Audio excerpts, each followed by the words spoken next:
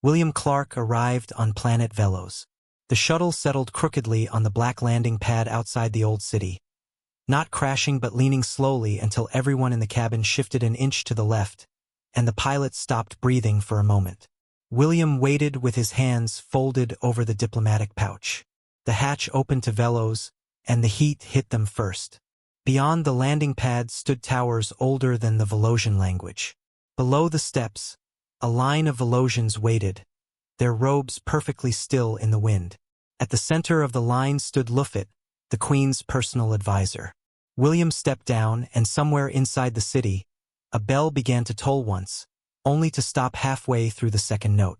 Luffit had pale, smooth skin that shone under the light, and elegant pointed ears that broke cleanly through the close military cut worn by this warrior race.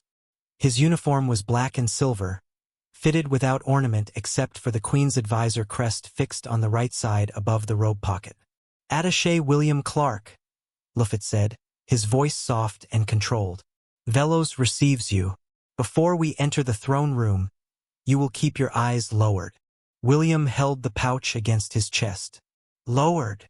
Do not meet the Queen's eyes. Among Velosians, that is a challenge." "I understand," William said. A thin crack moved across the landing stone right between his shoes. Luffit saw it, and William saw that he saw it, but neither of them mentioned it.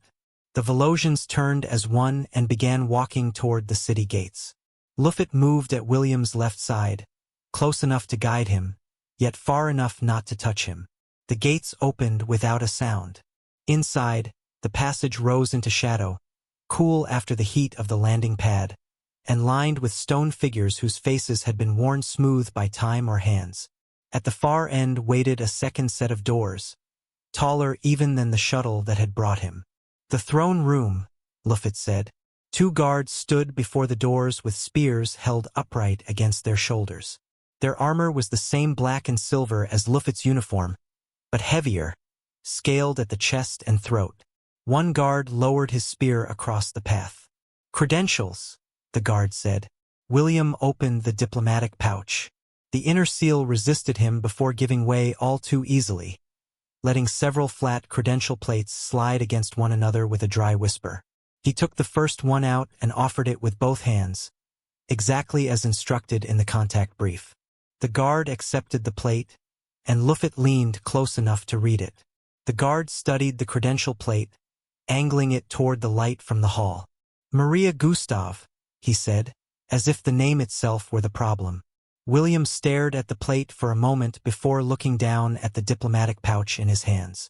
It was his pouch, or at least it had been when he stepped onto the shuttle, and he could not think of a polite way to explain that certainty aloud. Luffit's expression remained composed, though the silence around them sharpened. Without taking the credential from the guard, he reached into his robe, drew out a slim communicator, and turned slightly away from William. "Earth Diplomatic Wing," Luffit said. The voice that answered was too faint for William to understand, but Luffit listened with the patience of someone receiving bad news he had already expected. "Aha, yes, aha. We have him," Luffit said, glancing once at William. "No, not Maria Gustav." The guard kept the spear lowered across the path until Luffit closed the communicator and faced him again. "It is being handled," Luffit said, just as the credential plate gave a small crack in the guard's hand. The guards allowed William to proceed, and Luffit led him into the palace through a broad corridor lined with offices whose doors stood half open to the business of the court. Voices moved behind them in low, hurried layers while clerks in black and silver robes stepped aside without being asked. Near the end of the corridor, the throne room doors rose higher than the rest, carved with old battle scenes worn smooth at the edges. Luffit slowed before them and said, "The court is in session. It may be a few minutes." But before William could answer, the doors opened. Noise spilled into the corridor, and when they stepped inside, William saw nobles gathered in a broken circle, shouting over one another while keeping well away from the center of the room. There, on the polished floor before the throne, the Queen had a young noble pinned beneath her knee. She held his wrist in both hands, twisting it just enough to make him rise on his toes even though he was already down. "Who is your mama?" she demanded. "Come on." Louder. Who is your mama?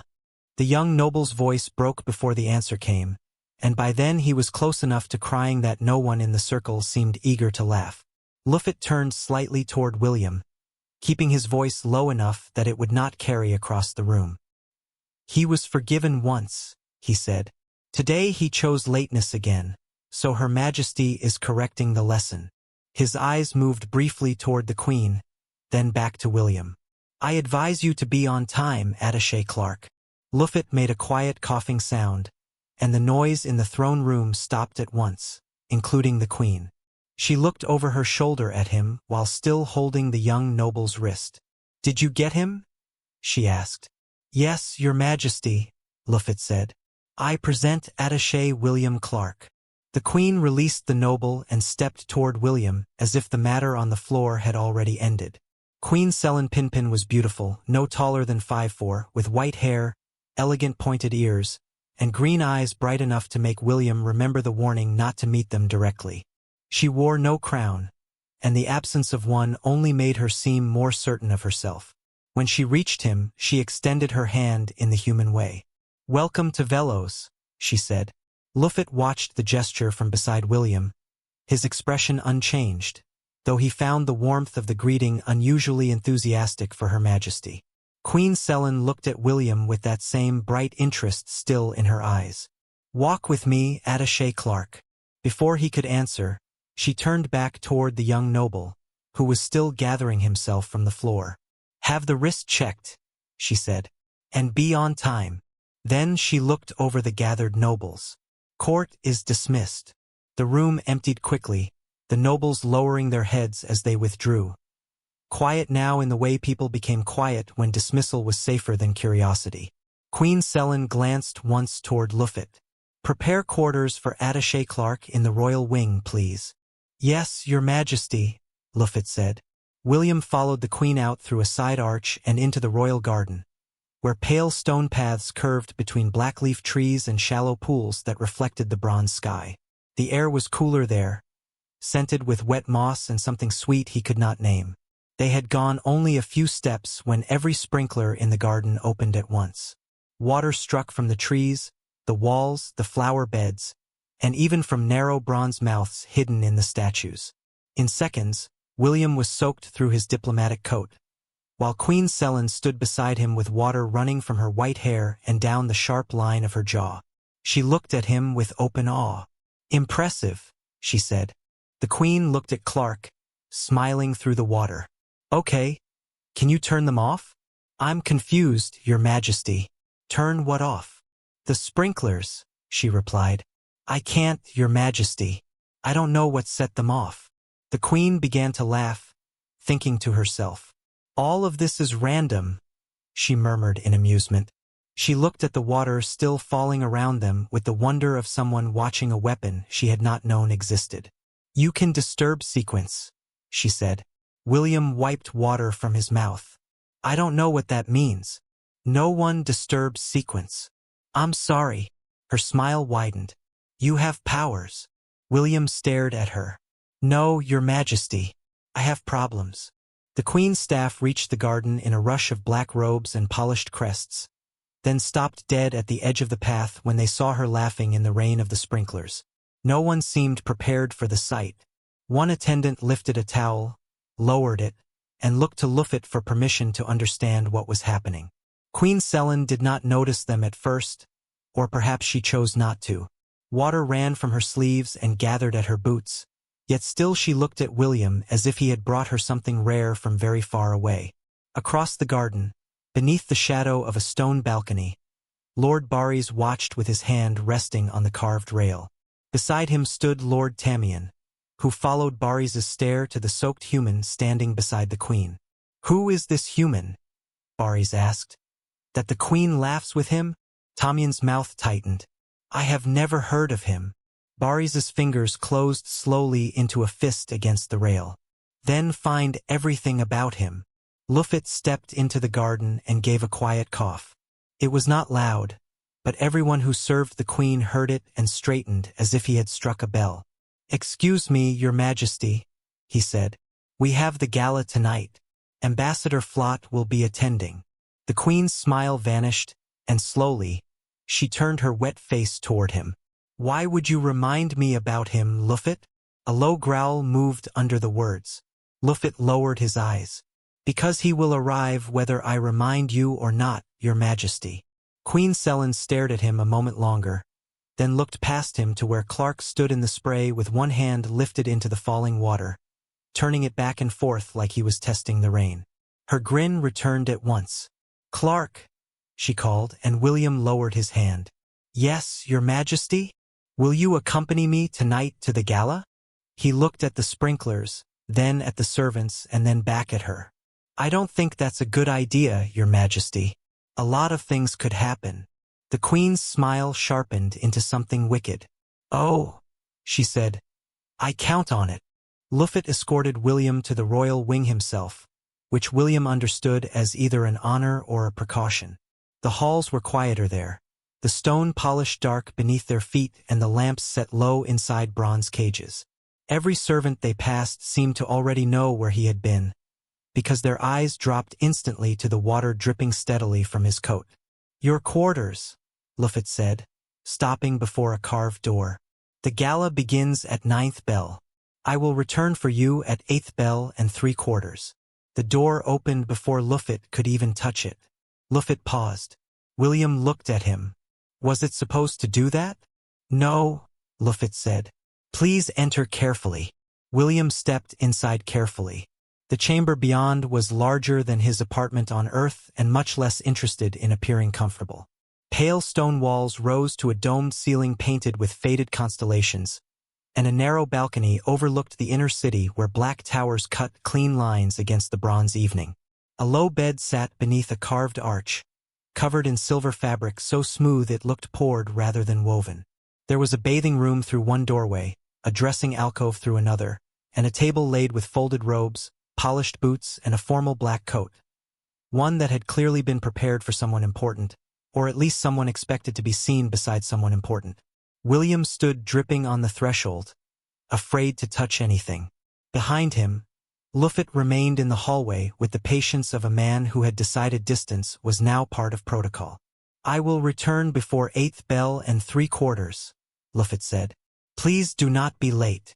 The carved door closed by itself, though not all the way. It stopped with a soft click, opened again an inch, and stayed there. William looked at the gala coat, then at the half-open door, and finally at the water spreading slowly from his shoes across the polished floor. "Please," he said quietly, "not tonight." The gala had already begun by the time the queen entered the hall. Music moved beneath the vaulted ceiling in careful layers, soft strings and low drums arranged so precisely that even joy seemed to have been scheduled. Nobles stood in bright clusters around silver tables, speaking in polished voices while servants moved between them with trays of pale wine and crystal dishes. Queen Selin stood near the center of the hall, wearing black and green, her white hair pinned high enough to show the sharp line of her ears. Across the room, Lord Barys watched her from beside a column, with Lord Tamian close at his shoulder like a shadow that had learned to nod. Then Ambassador Flott arrived. He did not enter so much as unload himself into the room. Attendants came first with cases, banners, floating trunks, recorders, folded treaty screens, scented air filters, a personal chair, 3 translators, 2 food tasters, and a silver machine whose only obvious purpose was to hum importantly. By the time Flott finally stepped through the doors, dressed in layered gold robes and smiling as if the room had been waiting for him to improve it, he had brought everything but the kitchen sink. Ambassador Flott spread his arms as if he expected the hall to move closer. "My love," he called to the queen, loud enough for every noble to hear. The music did not stop, but it became much easier to hear the silence around it. Queen Selin turned her head just enough to look at him. "You wish." Suddenly, the chandeliers began to tremble. Crystal rang softly above the music, and several nobles looked up in alarm. But Queen Selin only lifted her eyes with a slow smile. She was not afraid. She knew exactly what it meant. At the far end of the hall, the doors opened, and William Clark entered with Luffet at his side. For a moment, it felt as if the gala held its breath just for him, the music thinning beneath the sound of his footsteps. Queen Selin saw his shoes first. One was brown and one was black. The queen burst out laughing so hard that the musicians lost their place and stopped playing entirely.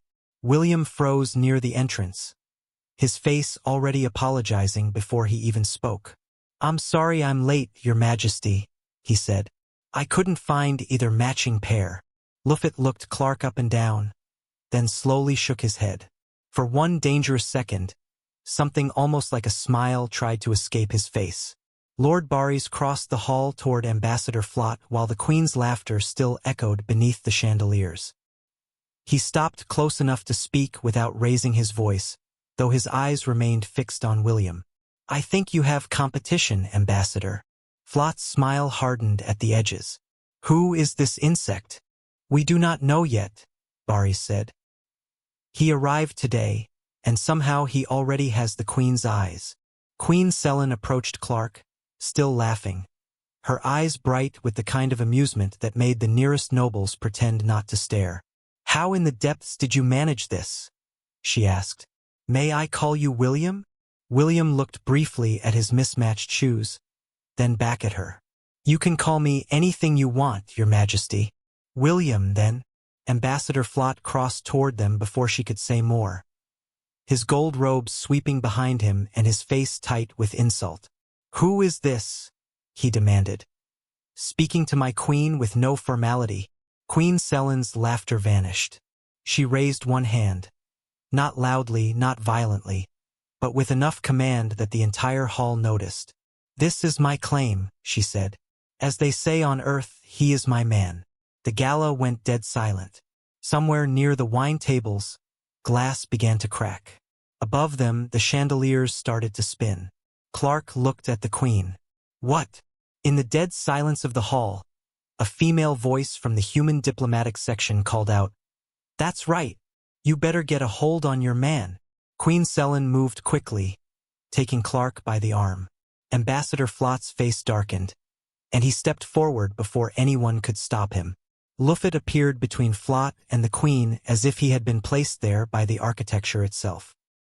He shook his head once and gave his quiet coughing sound, the kind that made servants straighten, guards listen, and foolish men reconsider the shape of their decisions.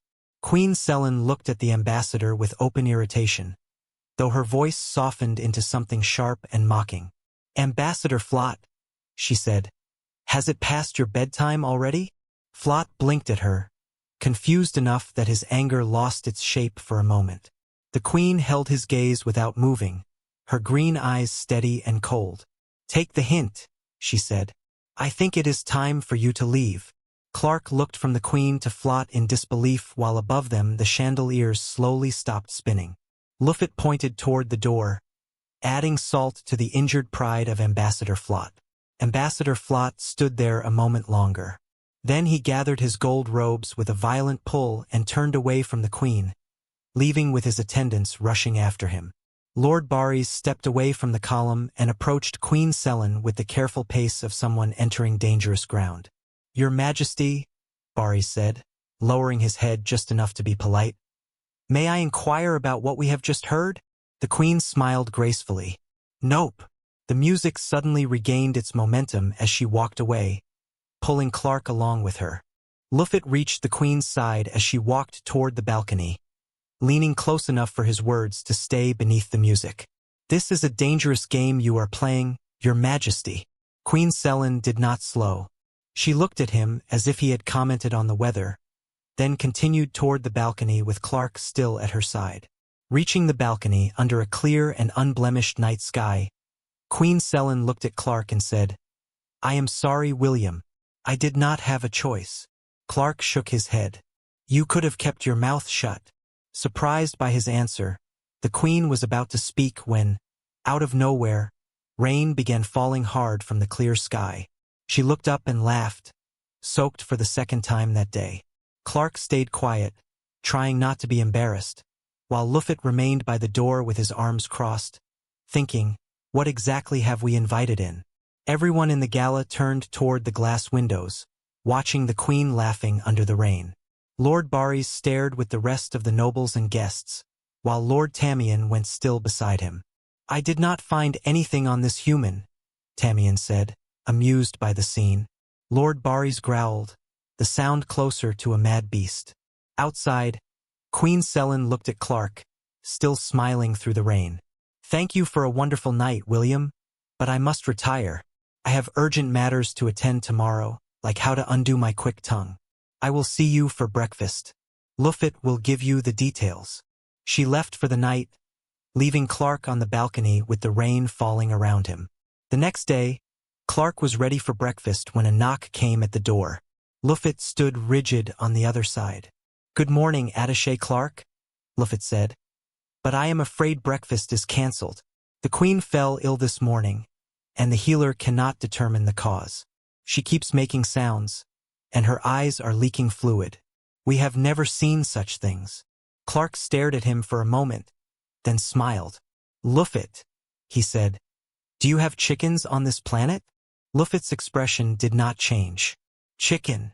Clark tucked his elbows close and made a quick clucking sound, giving his arms one awkward flap. Luffet watched him with careful amusement. Hens, he said. Yes, we receive them during supply runs.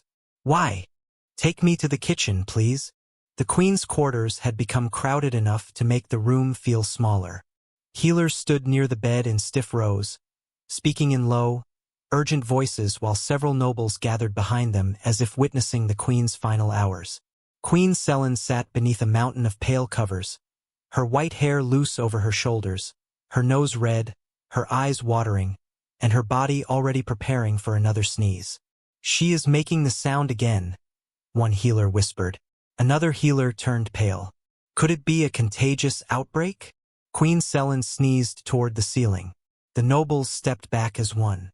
Lord Barrys stood near the wall, watching the healers with a grave expression that did not quite hide his interest, while Lord Tamian leaned close enough to hear every word and understand none of it.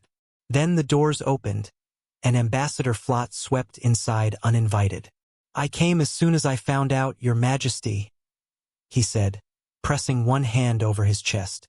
The bed began to tremble with her suppressed laughter, and everyone stared, but despite her condition, Queen Selin smiled, already knowing who was approaching. Clark entered with Luffet, carrying a tray with a bowl of hot, steaming liquid. You got a cold, Clark said, looking at Queen Selin with a laugh. That is what happens after standing out in the rain. This is soup. It is not medicine, but it will give you strength. Rest is what helps the cold. The aroma drifted through the room, warm and pleasant enough to quiet even the healers. Ambassador Flott protested at once, and Lord Barrys joined him. He is trying to kill you, Your Majesty, Flott said. Clark picked up an extra spoon and handed it to Luffet. The advisor tasted the soup immediately. It is suitable for consumption, Your Majesty, Luffet said. The Queen extended her arms, her whole body shifting with sudden happiness. She took the bowl, sipped once, and her eyes opened wide, making a sound. Everyone out, she said, except Clark and Luffet. Queen Selin leaned back against her mountain of pale pillows, cradling the bowl of soup while steam rose between her and Clark. Luffet did not move, his posture perfectly rigid. The entire planet is talking, Your Majesty. The Queen took a slow sip of the broth, closing her eyes as the heat reached her throat. You called him your man, Luffet said, his voice flat and controlled. In front of Lord Barrys, in front of Ambassador Flott. On this planet, gossip moves faster than water. Clark looked back and forth between them, his face turning red. I can write an official letter to clarify things. It was just a regular Earth expression. Luffet looked at both Clark and the Queen. He reached into his dark uniform, pulled out a pair of reading glasses, and slid them onto his nose. Looking thoroughly sophisticated, he stated, A tongue is a spark that can burn down a forest, Your Majesty. A loud laugh could be heard from outside the Queen's quarters, making the nobles waiting beyond the door shift uncomfortably. What's up with the glasses? Clark asked, still laughing. He puts them on when he is going to say something smart and profound, Queen Selin said, wiping her watery eyes. It is his superpower. Luffet looked concerned. Some of the nobles are saying the human is threatening you with superpowers unless you marry him, your majesty. Clark looked at Queen Selin, and both of them laughed hysterically. Luffy looked like he had forgotten how to breathe. You do not have superpowers? He asked. The bed frame rattled. A silver candlestick on the nightstand slid 2 inches to the left and tipped over, striking the stone floor with a loud clang. Clark instinctively stepped back, his foot catching the edge of a thick rug. He wobbled, his arms flailing in an awkward circle before he caught his balance against a carved stone pillar. The moment his hand touched the stone, a faint rhythmic thumping began inside the wall behind it. The palace ventilation system fumbled its sequence and blew a sudden draft of warm air into the room. Queen Selin looked from the thumping wall to Clark's embarrassed face, her grin stretching wide despite her red nose. See, Luffy, he is a master of structural disruption. A knock at the Queen's quarters disrupted their conversation. Luffy opened the door and received a sealed diplomatic transmission from the Earth Diplomatic Corps, holding it as if it might bite him. Queen Selin sat upright against her pillows, still wrapped in pale covers, while Clark stood near the window with the expression of a man already guilty of something he had not done yet. It appears Earth has issued a statement, Luffy said. Clark went still. A statement about what? Luffy looked down through his reading glasses and read from the document. The Terran Office of Contact wishes to affirm its full support of Attaché William Clark's personal and diplomatic bond with Her Majesty Queen Selin Pinpin of Velos. Clark's mouth opened, but no sound came out. Queen Selin lowered her soup spoon very slowly. Luffy continued, his voice tightening by the word. Earth further recognizes the importance of respecting local customs, emotional declarations, and all developing interplanetary attachments. Clark covered his face with both hands. Queen Selin stared at the advisor for one long second before her smile began to spread. Oh, William, she said softly. Your people are so adorable. Luffy folded the dispatch with great care. They have also sent congratulations. Where Clark stood looking out the window, a loud thud rattled the glass. As he turned, a bird struck the window, followed immediately by another. Well, Luffy said, looking at both of them. Congratulations are in order. Make it official, you two. Queen Selin, for the first time, looked genuinely bad for Clark. She opened her mouth to speak, but before she could find the words, Clark turned and exited the room. His shoulders slumped under the weight of 2 planets' misunderstanding. Queen Selin watched the doors close behind him, the silence in her quarters suddenly uneasy. Luffy looked at the Queen, sliding his reading glasses back into his uniform pocket. I told you this was a dangerous game, Your Majesty. He bowed his head slightly toward her. I will see you later. Rest and get well. Clark had returned to his quarters and sat near the balcony doors, staring out at the city without really seeing it, when a knock came at the door. Come in, he said. Luffy entered with his usual careful posture, but this time he did not stand near the threshold like a guard waiting for orders. He stepped farther inside and folded his hands behind his back. Attaché Clark, he said. May I speak with you plainly? Clark looked at him. I thought you always did. Luffy considered that for a moment. No. Usually I speak safely. Clark did not answer. I have served Queen Selin for more than 25 years, Luffy said. I have watched diplomats, nobles, generals, princes, and polished fools try to win her attention, her favor, and sometimes her heart, though most of them wanted power more than they wanted her. He paused, his eyes fixed straight ahead. In all those years, not once have I heard her laugh the way she has laughed in the last 2 days. Luffy's communicator gave a soft pulse. He looked down at it, read the message in silence, and his expression settled into something heavier. The Queen plans to address both planets tomorrow, he said. She would like you to attend, though it is not required. Clark turned from the balcony doors. Address them about what? Luffy closed the communicator. I believe she intends to rescind her claim. Clark stared at him. What is going to happen to her? For the first time since entering the room, Luffy looked fully serious. She is going to lose power. Lord Baris will make his move to depose her, because she lied to an ambassador in front of witnesses to avoid a courtship. Luffy turned to leave, then paused at the door. It will be at the 6th bell tomorrow. If you choose not to attend, a transport will be ready to take you back to Earth. He lowered his head slightly. I am sorry for everything. The next day, every noble gathered in the throne room alongside rows of broadcasting transmitters. The hall was packed until not another soul could fit inside. Luffy stood at the Queen's side, and Queen Selin looked as if she had not slept. When the 6th bell rang, Clark was nowhere to be found. Queen Selin rose to address the crowd, but as she began her speech, the bells outside started ringing wildly. The throne room shook for a moment, then everything stopped. She looked toward the doors. They did not open. Her hope vanished with the last ring of the bell. Then the doors burst open, and Clark walked in wearing only socks, out of breath and furious with the universe. That freaking bell almost killed me, he said. He stopped a few paces from the Queen and dropped to one knee. Yes, Clark said. I will marry you. The Queen, still looking tired, stared down at Clark. The bell tried to kill you? She asked. And where are your shoes? Clark remained on one knee. My shoes, I could not find them. That is why I am late. Then, as I was running here, the bell fell off the mount. Queen Selin was silent, trying to contain herself, until she burst out laughing, and everyone in the throne room stared at the two of them in awe. Queen Selin stepped closer as Clark rose, then wrapped her arms around him in a hug that made the entire throne room go still. Luffy coughed softly.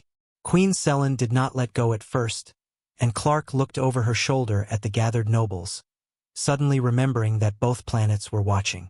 Ambassador Flott stepped forward as if some wounded little hope had survived after all, but the sight of the Queen holding Clark crushed it before he could speak. For one long moment, no one in the throne room moved.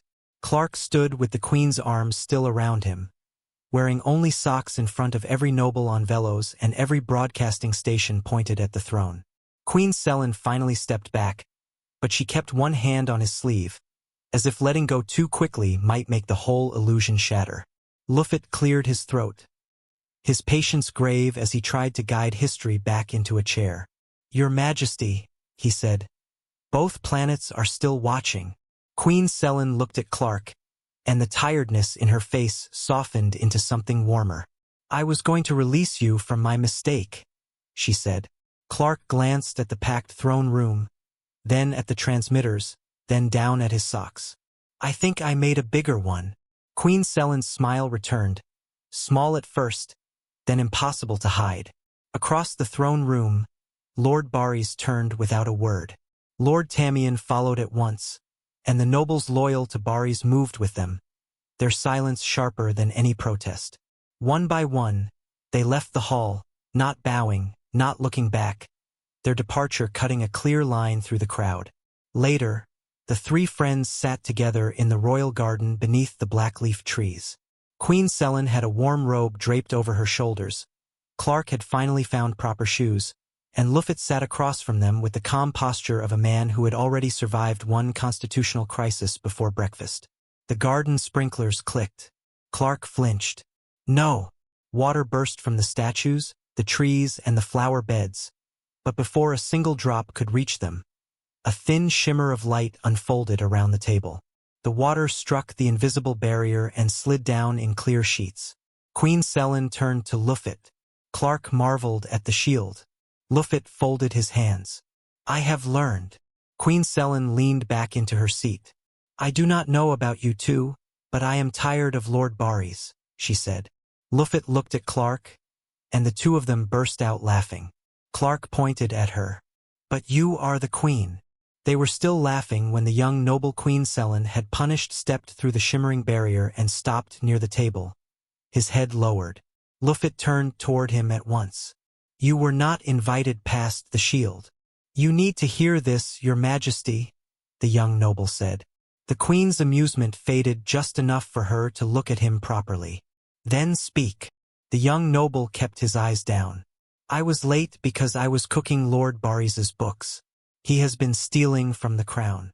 Queen Selin looked at the young noble. Why are you telling us now? The young noble swallowed. Because my mother said she was going to break my other wrist. Queen Selin's face softened at once. Ah, how is your mother? Terrifying, your majesty. Good. Tell her, when she is not busy threatening her children into honesty, to come by for tea. Yes, your majesty. The young noble hesitated. Oh, before I go, I made a data chip with both ledgers. Luffet smiled and extended his palm. I will take that.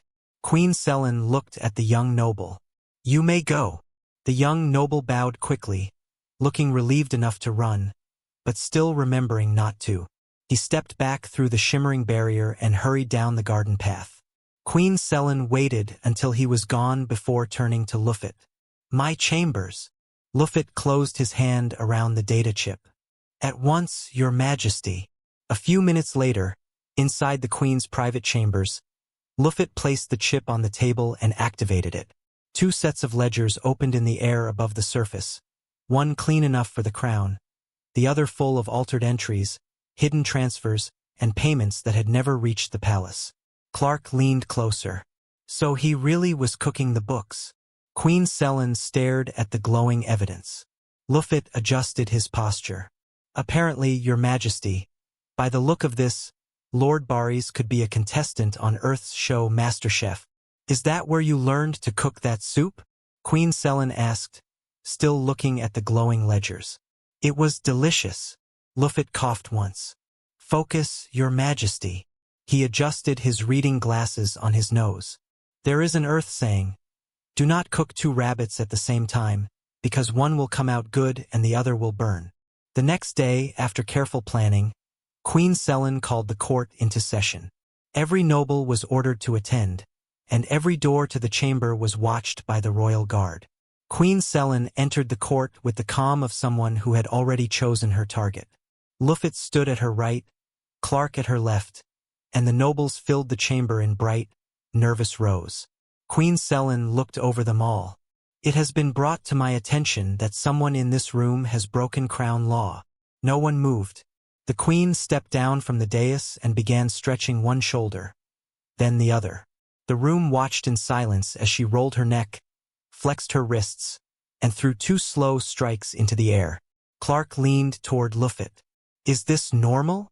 Only when she is being merciful, Luffet said. Queen Selin cracked her knuckles. The nobles took one careful step back. Then another. Silk whispered, boots shifted, and the crowd opened around Lord Barys until he stood alone in the center of the room with the queen facing him. Queen Selin launched at Lord Barys so fast he did not have time to retreat. The nobles winced as one. Somewhere in the middle of it, Lord Barys produced a sound no court musician had ever managed, something between an opera tenor and a wounded kettle. He was arrested alongside Lord Tamian and charged with outright theft. 2 weeks later, Queen Selin married William in a ceremony with no bells.